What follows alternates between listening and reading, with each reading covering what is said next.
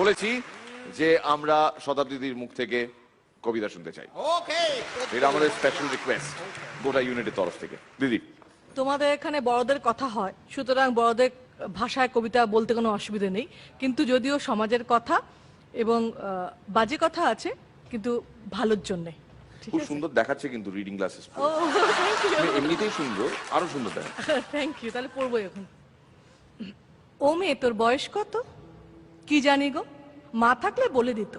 সেই যেবারে দাঙ্গা হলো, শয়ে শয়ে লোক মরলো, হিন্দুদের ঘর চললো, মুসলমানের রক্ত ঝরলো, তখন নাকি মা পোয়াতি, দাঙ্গা আমার জন্মতিথি। ও মেয়ে, তোর বাবা কোথায়? মা বলেছে গরিবদের বাবা হারায়। কেউ তো বলে বাপটা আমার হারামি ছিল, মায়ের জীবন নষ্ট করে অন্য গায়ে ঘর বাঁধলো।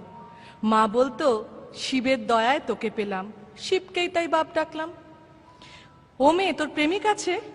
ছেলেরা ঘোরে ধারে কাছে। প্রেমিক কি গো, মিষ্টি মিষ্টি কথা বলে, স্বপ্ন দেখায় দিন দুপুরে, চুড়ি কাজল মেলাতে কেনায়, ঝোপের দ্বারে জামা খোলায়। এসব নন্দ কাকা করেছে দুবার, প্রেমিক ওকেই বলবো এবার। ও মেয়ে, তোর পদবী কি? বাপই নাকি দেয় শুনেছি।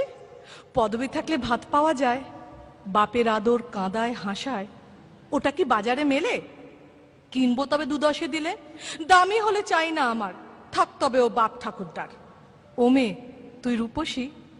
লোকে বলে ডাগর গত সর্বনাশী, রূপ তো নয় চোখের ধাঁধা, যৌবনেতে কুকুরি রাধা।